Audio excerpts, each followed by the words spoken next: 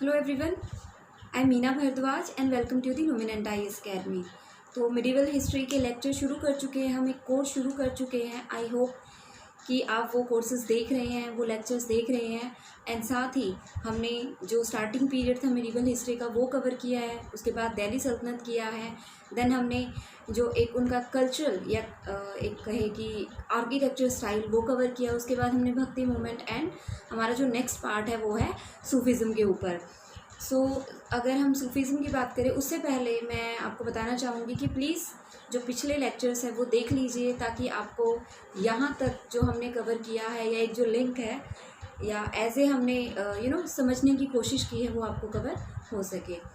Start करते हैं। And हाँ, मैं आपको बताना चाहती हूँ कि टेलीग्राम चैनल जो आप चाहते थे, हमने एक टेलीग्राम चैनल भी बनाया है, तो आप उसे ज्वाइन कर सकते हैं, जो कि लुमिनेंट आईएएस अकेडमी के नाम से है। वहाँ पे आपको क्वेश्चंस एंड वीडियोस के जितने भी लिंक होंगे एंड साथ ही पीडीएफ जो होगी वो प्रोवाइड की जाएगी। एंड साथ ही हमारा एक फेसबुक पेज भी है लुमिनेंट आईएएस अकेडमी के नाम से, तो वहाँ पे भी हम वीडियोस के लिंक एंड क्वेश्चंस डालते हैं। पीडीएफ भी आने वाले टाइम में काफ़ी कुछ पीडीएफ वहाँ पे डलने वाली है। सो प्लीज़ आप देखिए, उसका जो लिंक है वो मैं डिस्क्रिप्शन बॉक्स में डाल दूँगी। साथ ही जो एक्सट्रीम कॉर्नर पे जो लेटेस्ट वीडियो होगी या इससे पहले जो बनाई होगी और जो इम्पोर्टेंट होगी वो भी आपको एक्सट्रीम कॉर्नर पे डिस्क्रिप्शन जो एक कार्ड है वहाँ पे एंड नीचे भी आपको डिस्क्रिप्शन में मिल जाएगी। So please watch them. Next करते हैं हम। नेक्स्ट हमारा पार्ट है सूफीज़म या हम कहें सूफ़ी मूवमेंट। भक्ति मूवमेंट हमने कवर किया था, उसके साथ ही सूफ़ी मूवमेंट के बारे में हम पढ़ते हैं। बहुत से क्वेश्चंस जो आते हैं, तो भक्ति मूवमेंट और सूफ़ी मूवमेंट काफ़ी इम्पोर्टेंट है हर एग्ज़ाम के लिए। मिडिवल में मुग़ल पीरियड्स इम्पोर्टेंट है, लेकिन सबसे मेन जो इम्पोर्टेंट पार्ट होता है वो भक्तिज़्म और सूफीज़्म है, तो इसे स्किप करना पॉसिबल नहीं है। सो प्लीज़ इसका जितना हो सके आपको कवर करना है।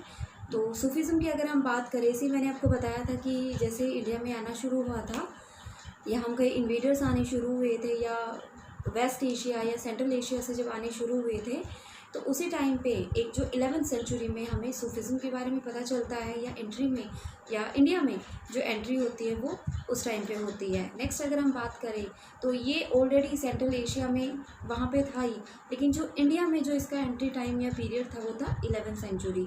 और जब हमने भक्ति मूवमेंट का पढ़ा था वो हमारा 7th 8th से स्टार्ट हो गया था, 7 से लेकर 12th सेंचुरी तक का टाइम पीरियड था। सो नेक्स्ट हम करेंगे 11वीं सेंचुरी के बाद से जो सूफीज़्म के बारे में हमें पता चलता है उसके बारे में। तो इसका जो मेन ओरिजिन है वो सेंट्रल एशिया है या वेस्ट एशिया है, एंड या उससे भी मेन अगर हम कहें तो पर्शिया यानी ईरान में इसकी स्टार्टिंग या ओरिजिन माना गया है कि वहाँ से इसकी शुरुआत हुई है। और उसके बाद पंजाब एंड मुल्तान में सबसे पहले जो हमारे जो ऑर्डर्स या हम कहें सिलसिले जो स्टार्ट हुए थे सूफीज़्म के, उनके बारे में हम पढ़ते हैं। तो यहाँ पे हम पढ़ेंगे कि 11वीं सेंचुरी में सूफीज़्म के बारे में हमें पता चला, ब्रदरहुड का एक संदेश दिया उन्होंने। नेक्स्ट अगर हम बात करें तो एक रिलीजियस सोशल मूवमेंट थी, बाद में कुछ पॉलिटिकल इन्फ्लुएंस भी देखा गया था। तो यहाँ पे कुछ फेमस हम कहें कि सूफ़ी संत वगैरह हुए हैं जो काफ़ी इन्फ्लुएंस्ड भी हुए थे एंड उन्होंने काफ़ी कुछ हम कहें कि इंडिया में जो एक सूफीज़्म का दौर था वो चलाया था। तो यहाँ पे जो एक दो चीज़ सबसे मेन टर्म हम पढ़ते हैं, एक तो एक लीनियज, इसका मतलब कि एक वंश जो चलता आया था सिलसिलों का, एंड दूसरा जो प्रोमिनेंट या इम्पोर्टेंट जो सूफ़ी संत थे उनके बारे में पढ़ते हैं। जो अगर मेन लीनियज पार्ट की अगर हम बात करें, जो मेन सूफ़ी थे जिन्होंने एक सिलसिला या हम कहें एक्चुअली 4 मेन सिलसिला या हम ऑर्डर कहें 12 सिलसिलों में इन्हें डिवाइड किया गया है। उसमें से जो सबसे मेन 4 जो हम पढ़ते हैं वो सबसे पहले आता है चिश्ती, देन आता है सोहरावर्दी, थर्ड आता है जो कादरी है एंड फोर्थ आता है नक्शबंदी।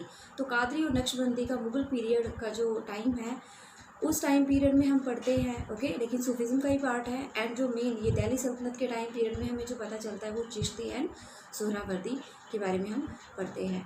तो जो हमारे लीनियस की हम बात करें सूफ़ी लीनियस के बारे में, तो ये 4 मेन है। Chishti, Suhrawardy, next Naqshbandi and Qadri. और उसके बाद जो मेन अगर हम बात करें कि मेन जो प्रोमिनेंट सूफ़ी संत हुए हैं उनके बारे में अगर बात करें तो वो थे निज़ामुद्दीन औलिया, गंज ए शक्कर या शकारा, तो जो उसके बाद आते हैं वो आते हैं फरीदुद्दीन या फरीद, बाबा फरीद के नाम से जाना जाता है जाने जाते हैं, एंड बख्तियार काकी, ख्वाजा बख्तियार काकी, जो कि कुतुबुद्दीन ऐबक के भी गुरु थे। ओके, तो मेनली मैंने आपको बताया कि फ़र्स्ट जो चिश्ती ऑर्डर में हम पढ़ते हैं, जो फर्स्ट हम पढ़ते हैं लीनियज में या वंश, जो एक सिलसिला जो चलता है वो मेनली 4 का चलता है। उसके बाद जो प्रोमिनेंट आते हैं वो है निज़ामुद्दीन औलिया, गंज शकर एंड फरीदुद्दीन एंड बख्तियार, ख्वाजा बख्तियार काकी के बारे में। नेक्स्ट उनके बाद अगर हम ख्वाजा बख्तियार काकी के बारे में बात करें तो मोइनुद्दीन चिश्ती जो थे उनके एक तरह से वो उन्हीं के डिसाइपल थे, शिष्य थे। एंड जो मोइनुद्दीन चिश्ती थे उन्होंने क्या किया था, एक तरह से स्टार्टिंग की थी, किसकी स्टार्टिंग की थी, चिश्ती ऑर्डर की। ख्वाजा मोइनुद्दीन चिश्ती जो थे वो फाउंडर थे चिश्ती ऑर्डर के। 12 सिलसिले हुए हैं मेनली, उन 12 सिलसिलों में से ये जो चिश्ती ऑर्डर था उनमें से एक मेन था, बहुत ही इम्पोर्टेंट था। और इसकी जो स्टार्टिंग हुई थी, जैसा कि मैंने आपको बताया था 11वीं सेंचुरी, तो 1142 से लेके इसका जो टाइम पीरियड माना गया है वो 1236 तक का माना गया है। ओके, चिश्ती ऑर्डर स्टार्ट हो गया था। उसके बाद जो उनके शिष्य थे वो थे निज़ामुद्दीन औलिया, या उन्होंने चिश्ती ऑर्डर को आगे वो लेके गए। अगर हम मोइनुद्दीन चिश्ती की बात करें तो इनके बारे में हम पढ़ते हैं कि अजमेर जो था इनका मेन सेंटर था, एंड चिश्ती ऑर्डर के ये फाउंडर थे। एंड इनका टाइम पीरियड या हम कहीं फर्स्ट जो सूफीज़म को भारत में लेके आने वाले या शुरू करने वाले जो थे वो थे मोइनुद्दीन चिश्ती। ओके, नेक्स्ट अगर हम बात करें निज़ामुद्दीन औलिया, जो उन्हीं के डिसिपल या हम कहें कि शिष्य थे, उन्होंने क्या किया था, इसको आगे बढ़ाया था। उन्होंने हिंदू मुस्लिम ब्रदरहुड का एक संदेश दिया था। एंड अब अगर हम उनके बाद बात करें, अच्छा निज़ामुद्दीन औलिया का आपको पता है कि दिल्ली में श्राइन है। एंड ओके, सो दिल्ली में अगर हम कहें कि सूफीज़म की जो शुरुआत की थी वो ख्वाजा निज़ामुद्दीन औलिया जी ने की थी। नेक्स्ट अगर हम बात करें तो अमीर खुसरो, जो कि खुद उनके शिष्य थे निज़ामुद्दीन औलिया। लेकिन इनसे पहले हम पढ़ लेते हैं कि फर्स्ट जो ऑर्डर था वो चिश्ती, जो मोइनुद्दीन चिश्ती ने शुरू किया था। सेकेंड अगर हम बात करें शिहाबुद्दीन सोहरावर्दी, जो कि फाउंडर थे किसके, सोहरावर्दी के फाउंडर थे। तो शिहाबुद्दीन सोहरावर्दी जो थे वो फाउंडर थे किसके, सोहरावर्दी सिलसिले के। 12 सिलसिलों में से एक था। एंड ओके, एंड उनके जो शिष्य थे वो थे बहुद्दीन जकरिया। ओके, उनके जो डिसिपल थे वो थे बहुद्दीन जकरिया। शुरुआत किसने की थी, शिहाबुद्दीन सोहरावर्दी ने फाउंडर थे। उनके बाद आते हैं बहुद्दीन जकरिया, जो कि उनके शिष्य थे, एंड सूफी ऑर्डर को आगे उन्होंने बढ़ाया था। अगर हम सोहरावर्दी की बात करें तो ये पंजाब और मुल्तान में मेनली था, वहाँ पे फैलाया गया था। एंड उसके बाद अगर हम बात करें तो बहुद्दीन जकरिया जो थे वो दिल्ली में भी उनका एक रोल इम्पोर्टेंट आता है। नेक्स्ट उसके बाद जो हमारी इम्पोर्टेंट टर्म आती है, जैसे कि मैंने आपको बताया 12 सिलसिले के बारे में हम पढ़ते हैं, 12 ऑर्डर्स के बारे में पढ़ते हैं। अच्छा, जो इनके सूफ़ी संत वगैरह होते थे, इनकी एक ना मीटिंग होती थी, तो उस मीटिंग जहाँ पे होती थी या जहाँ पे वो एक तरह से मिलते थे या शिक्षा भी देते थे, तो उसे खानकाह भी कहा कहा जाता था। जो उनके गुरु थे, टीचर थे, उन्हें पीर कहा जाता था। ओके, तो आप देख सकते हैं जो टीचर थे उन्हें पीर कहा जाता था या मुर्शीद भी कहा जाता था, और जो उनके शिष्य थे उन्हें कहा जाता था मुरीद। ओके, शिष्य को मुरीद कहा जाता था, टीचर को पीर कहा जाता था, और जो सक्सेसर, जो कोई पीर या संत जो चूज़ करते थे उसे एक तरह से वाली कहा जाता था। ओके, आई गेस आपको क्लियर हो गया। ये टर्म कुछ पूछी जाती है कि पीर यानी जो सूफी संत होते थे या गुरु होते थे उन्हें कहा जाता था, उनके जो डिसिपल होते थे उन्हें कहा जाता था मुरीद, और जो उनके सक्सेसर होते थे उन्हें वाली कहा जाता था। एंड उनके जो 12 सिलसिले थे एंड उनका जो मीटिंग प्लेस था उसे खानका कहा जाता था। उसके साथ ही हम पढ़ते हैं कि म्यूज़िक, जो रिसाइटेशन या जो म्यूज़िक जैसे हमारे भजन वगैरह होते थे, तो उसमें सूफ़ी टर्म जो दी गई है, एक नाम दिया गया है, वो है कि उसे समा कहा जाता था। ओके, तो उस टर्म को क्या कहा जाता था, समा।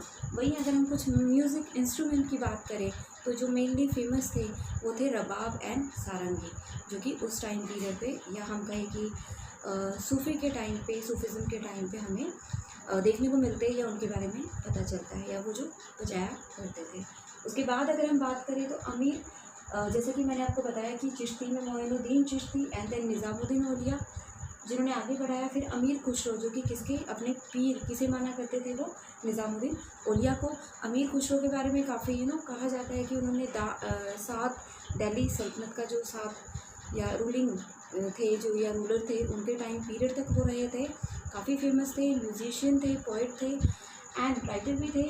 एंड उन्होंने बुक लिखी थी नू सिफिर, जिसे नाइन्थ स्काई भी कहा जाता है, नू सिफिर। ओके, तो ये बुक पूछी जाती है। नेक्स्ट अगर हम बात करें उनकी जो स्क्रिप्ट या लिपि की बात करते हैं कि अमीर खुसरो की स्क्रिप्ट कौन सी थी या लिपि कौन सी थी, तो वो थी हिंदवी लिपि।